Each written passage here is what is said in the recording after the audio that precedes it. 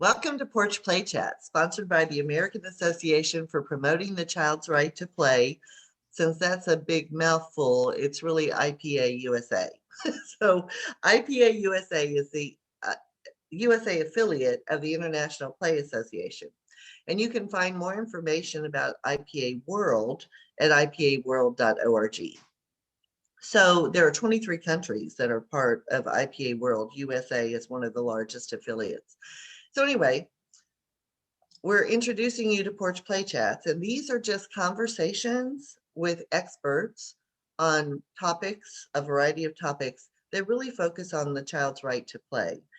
And each week on Monday, a new Porch Play Chat is released on our YouTube channel and on our Facebook page. So you can go to ipa.org, IPAUSA.org, and in that top right-hand corner, you'll see access to our YouTube channel and to our Facebook page and our Instagram. You can click on the YouTube channel or the Facebook page. And if you like the Facebook page, then every Monday you'll get an alert that the newest Porch Play Chat has been uploaded and is ready to view. So anyway, I'm Deb Lawrence, president of IPA USA. And with me on the porch today is Carolyn Scarpelli. Did I say that right? Scarpelli. Scarpelli. There we go. See, it's early in the morning and I haven't had enough coffee yet. So thank you, Carolyn. So Carolyn is a preschool teacher at a play-based reggio-inspired childcare program in the city of Chicago with a nature-based influence. So this is so exciting. Her previous teaching experiences span from a state park to an outdoor science school to an outdoor nature-based preschool. And Carolyn loves blending her passion for outdoor education with early childhood education, and what a perfect fit that is. So today, Carolyn is going to talk to us about provocations for outdoor play. And so, Carolyn, the question that I have for you is, what are some of your top tips for setting up an outdoor play space? And can you sort of describe the childcare program that you're currently in the city of Chicago? Yeah, so it's called the Trail School for Early Learning. And it's actually a newer program. It just started a couple of years ago, which is really exciting to be a part of. And we have a nature-based playground in the city of Chicago, which is such a treat to have in the city. And our program encourages the teachers to incorporate natural elements and adventures in the day for their students. Like my class, we take a lot of walks in the city, and we get to experience the outdoors as we go for a walk in the city of Chicago. Just the other day, we found a cicada exoskeleton. Yeah, which is really cool to be able to kind of have the children have these experiences, even though they're in a city.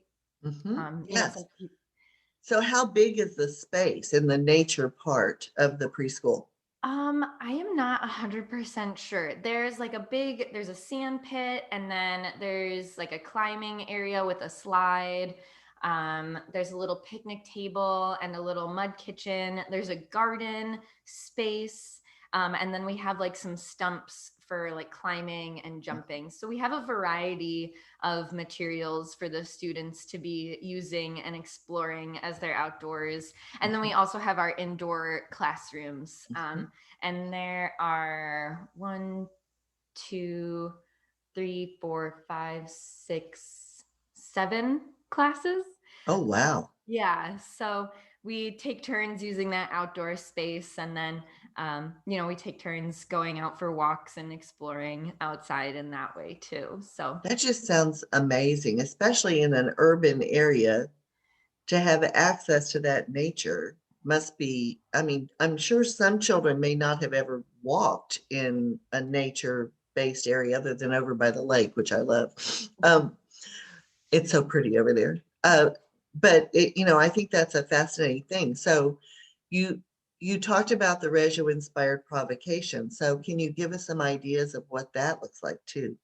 Yeah. So We really believe in observing our students, which is definitely one of the things that I really encourage everybody to do, because we want to see what they're interested in and follow their passions. Mhm. So, for example, a couple of our classes have been really interested in insects lately. We have some herbs outside in our outdoor play space area, and some caterpillars have been Mhm. living on there. And every day the students want to check on the caterpillars and they'll watch them. And then that becomes incorporated into, we hear them talking about the caterpillars, and then we see butterflies flying, and we can tie that into their play if they're interested in that, and tie it into their conversations too, which really expands their language and Mhm. encourages continued interest throughout the week and throughout the month.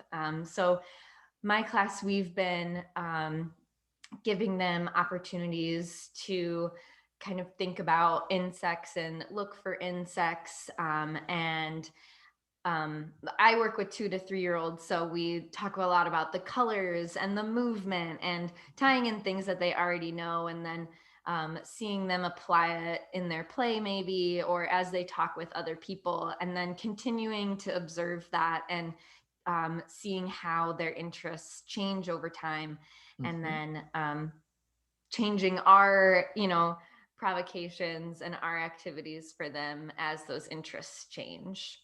So I think already 7 lessons in 3 minutes of a porch play chat, that it's the important piece is to not think that your curriculum is gonna come in the mail Mhm. and that you're gonna open it up and that you're gonna say, "This week we're gonna learn about," right? But instead, allowing children the opportunities to explore their environment, to find something they're interested in, and then to build your curriculum around that topic, whatever it is, deepening their learning, giving them provocation. So, could you describe a couple? I know the caterpillars are outside. So, could you describe a couple of provocations? It doesn't have to be necessarily with the caterpillars, but I think sometimes teachers have a hard time instead of just teaching, right? So we're going to all sit down in circle and we're going to all read this story on caterpillars, but instead, an open ended invitation for children to learn is very different than this is the lesson that I planned and this is what we'll be doing, right? So can you help our listeners think about what that difference looks like actually?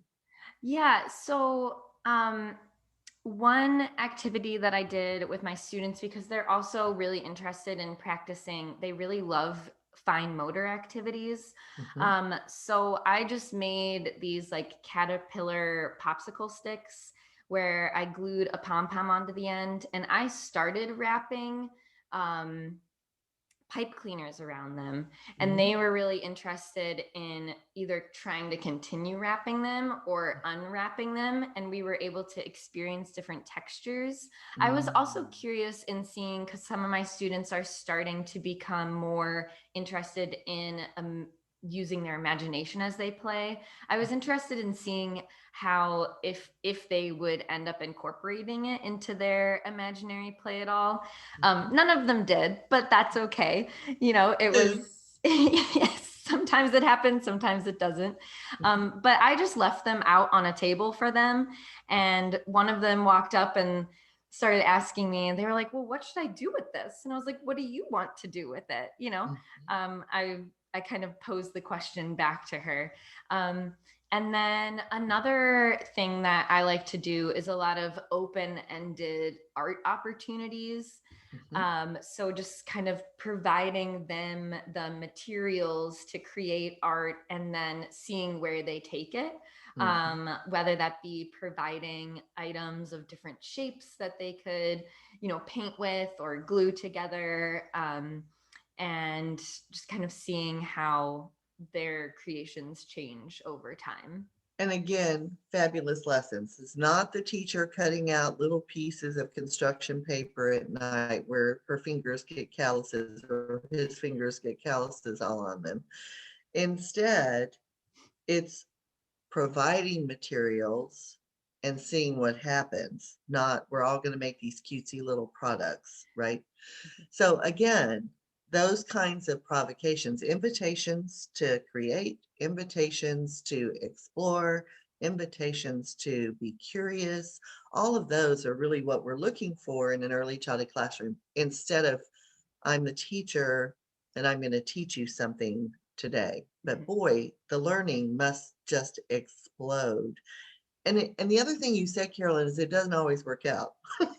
You have a plan and you're thinking, oh, maybe they'll use these in their imaginary play, and they don't. Okay, that's just not where they are yet, right? That's maybe try that again in 3 months and see what happens, because they'll be more developmentally further down the path and they might be ready to do it then. So I think that the lessons are that it's trial and error, but the beauty of what you're describing is it's all based on what children are interested in learning about, not what you think they should be interested in learning about. Yeah, I think the trial and error thing um really stands out to me because some days what I put out for them, they love it and they are engaged for 15 minutes or 20 minutes and they want to do it again the next day. And other days they engage with it for only a couple of minutes and then they're done and they walk away. And Mhm. you can't take that personally. Right. And it's part of the reason why I prefer kind of simpler provocations. That way, I'm not putting a lot of time and Mhm. effort into setting up something that looks, like Pinterest perfect or like Facebook or Instagram post perfect. I can just set it up and have them interact with it, how they interact with it. And, at the end of the day, whatever happens, happens. And the most important part is that they hopefully learned something and they had fun Mhm. too. Oh, I think that's such a big part. And again, I think teachers put so much pressure on themselves because we have so much pressure put on them, right? They Mm. have to get children ready and all that stuff. Instead of enjoying what you're doing, enjoying and being joyful about what you're observing and where they've come from since they've been in your classroom. I think that that kind of like lens of looking through, because you're really a facilitator, you're not a teacher, no matter whether you're in third grade or in an infant or a toddler room, you're really a facilitator. You're not the one with all the knowledge. They have lots, right, that they come to you with. And Mhm. your job is to kind of take that knowledge that they have and sort of deepen it a little bit, which is what you're doing with the caterpillars. Yeah. And I love the wrapping with the popsicle sticks. I think that's such a great fine motor, especially for toddlers, but I bet 4-year-olds would love that because Oh, the feel of the popsicle stick and the feel of the, the pipe what is cleaner. it that, say it The again, what the is it, pipe that piece? cleaner. The pipe cleaner, Yeah. thank you, that you're, see, I haven't had enough coffee. So those kinds of things I think are meaningful and valuable to children's development. And those kinds of invitations are what can get them to try something new. Hmm. Maybe they've never played with a pipe cleaner because people said they were dangerous, or um, they weren't old enough. But look at all that sensory input that they're getting and their fine motor skills. Yeah. So can you talk about what the day looks like? What, I don't know how long you're open, how long they are able to be outside. Yeah. So we are open from 7:30 a.m. to 5 p.m. So we're a full day program, but we also, some people just come part day. Mhm, And we have infants, toddlers, we go all the way up to 5 years old. mhm, And each class takes turns going outside because we have a schedule for our outdoor play space. And mhm, because of COVID, we're not able to combine our classes right now. mhm, So each class gets their own time to go outside. And it's usually between 30 minutes to an hour, and each class gets a couple of opportunities to go outside each day. Nice. Specifically in the outdoor play space. And then if they're able to take a walk, if they're able to fit that in their schedule for the day, then they can also go for a walk. And, they just have to follow all the safety precautions of having, the staff with them. And the babies will go like in strollers. And then the older students, since we're in the city, we have them hold on to kind of a rope together. That way we make sure everybody's staying with the group, because we are next to roads, and there's people coming back and forth, and bicycles on the sidewalk.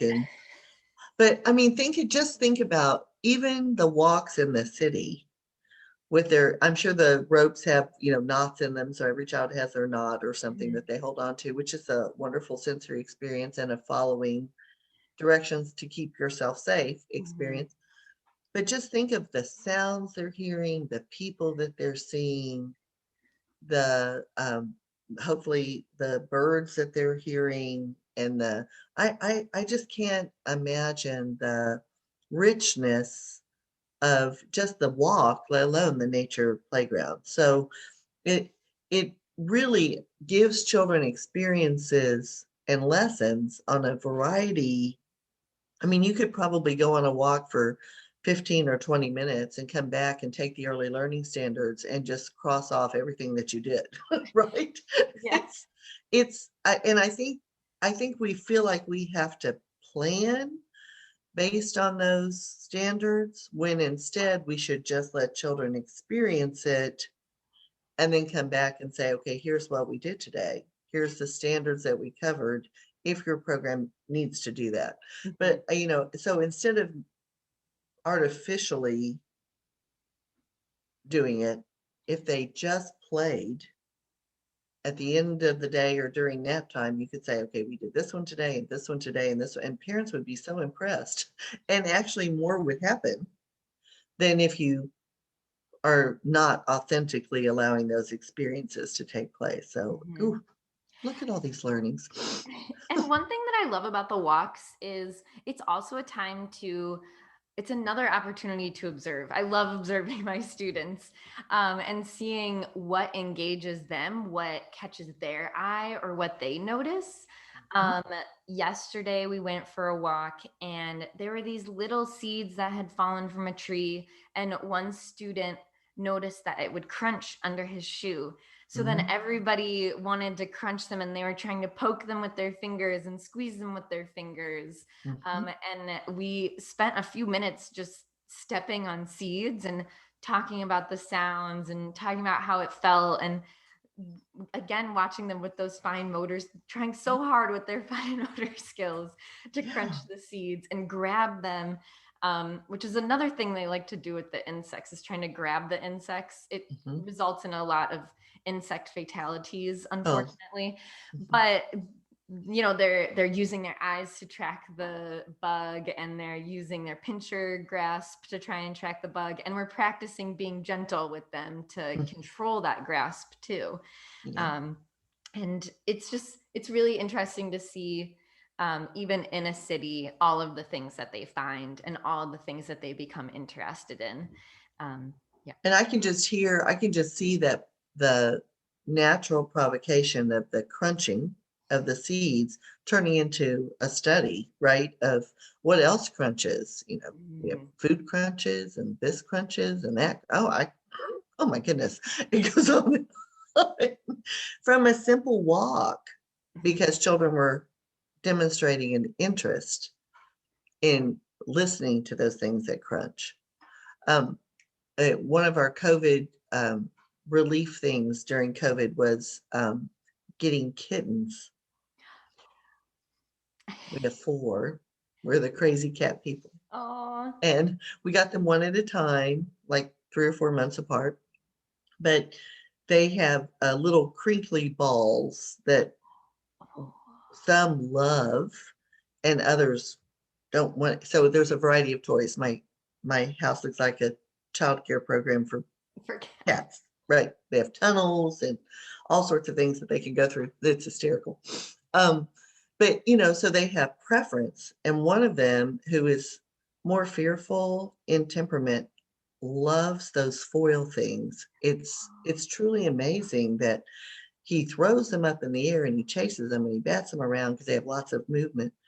But others are like, I want the pretend mice. And another one wants, I want the springs that move in all different kinds. So movement, anything that's moving and making noise has interest for some and not for others. And so I think that's a good lesson for teachers to think about. Not everybody's going to want to crunch the seeds or do a study investigation on things that crunch.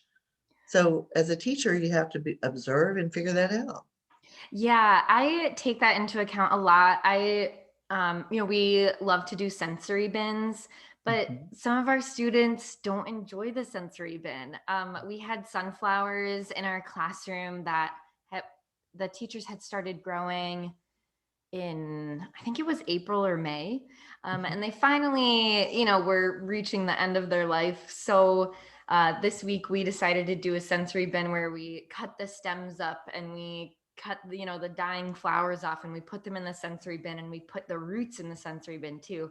And some students were all about it. They were pulling the roots apart and they were breaking the stems, and other students were absolutely not interested in putting their hands in the dirt. And I know that when we're playing outside, you think all students are going to want to play in the dirt and get messy. But we do have to consider those sensory inputs, even as an adult. Sometimes I don't want to put my hands in the dirt. Some days I'm okay with it. Other days I don't want to. Some days I don't want sand in my shoes. Other days I'm okay with it. And I think we have to see what our students are comfortable with. And if there's a way we can adapt it to help them feel more comfortable, maybe just giving them a few materials. Maybe they're only interested in the leaves and they don't want to touch the dirt, or maybe they only want to look with their eyes and smell it, or using a shovel instead of getting their hands messy, and meeting them where they're at to help facilitate that play and give them an opportunity to play, even if it's something they're not originally comfortable with. And I think that's another beautiful lesson. You don't force children to do anything they don't feel comfortable with. You provide accommodations, so in my college classroom, we do tons of hands-on messy play. I have students who are, 18, 19, 40, 50, who don't want to play with slime, right? And that's okay. And they'll say, I don't want to get my hands dirty. And okay. And because when you model that, you don't have to touch it. Or sometimes I'll say, there are gloves in the closet. Would that make you feel more comfortable? Or I have tweezers that you could use, right? So and then they'll explore it because their hands aren't getting dirty or they can't stand the touch of it. They're able to still explore it, but they're not forced to. It's, if you don't want to do this one, there's 4 more over here. One of the ones we do during sensory week is I go get oranges, like an entire huge bag of oranges. And I have 3 different types of manual juicers, right? So that they have to actually use their hands. And then, everybody has to wash their hands first, and the oranges have been washed, and then there's a cutting board and there's a knife and there's these 3 different juicers. And I have a pitcher so that they can put the orange juice that they're squeezing out of the oranges into the pitcher. I will tell you, there are students that do that for an hour. That is and there are 10 choices. That's the one they go to. And others will go, oh, it smells so good. And at the end of class, after we cleaned up, we pour orange juice into little cups, and whoever wants a fresh squeezed orange juice drinks it. But, there are some students that's what they'll do. There'll be, there's pumpkins in the fall with golf tees and blocks to hammer into. There's slime, there's Play-Doh, there's all sorts of messy stuff, all sorts of sensory input. And one of those choices is the oranges, and that's sometimes all they do. I mean, the same thing with the 2 and 3-year-olds. Sometimes they just have that, one thing that they really gravitate towards, and providing them that opportunity. They're still learning, and eventually that interest might fade, and we just have to keep an eye out for their next interest. And That's it. And we have to respect them Mhm. for we have to respect their interests and respect what they don't want to do, because maybe in 3 months they might want to try it, because maybe they're one of those children that would rather sit and watch Yeah. for a while instead of dive in Mhm. to something new. And after it's been around for a while, maybe they want to try it. And so I think the biggest lessons, Carolyn, that we've gotten is you observe for children's interests, you follow their lead, you don't feel like a failure if they don't like something that you may have put out as a choice, because there are other choices. It's all about trial and error and your own curiosity, discovery, and exploration. Mhm. You listen to their questions and extend their learning, but it's all and nobody is forced to do anything. And the experiences are rich and allow them to gain prior knowledge that they may not have gained unless they went on those walks and there were seeds on the ground and they started to crunch. Mhm. So, oh my goodness, a beautiful way to help other educators say, oh, you know what? I'm working way too hard. You need to work hard, but it's how you're working, I think, that you've shown is different than what other people might think it looks like. Mhm. So you have 3 minutes to close up. What else do you see? I told you it goes so It fast. goes by. I know. It really does. Are there any other things you want to make sure that you touch on before we end?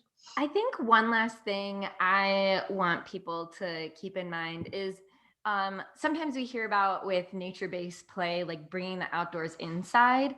I Mhm. love thinking about ways that I can bring that indoors outside.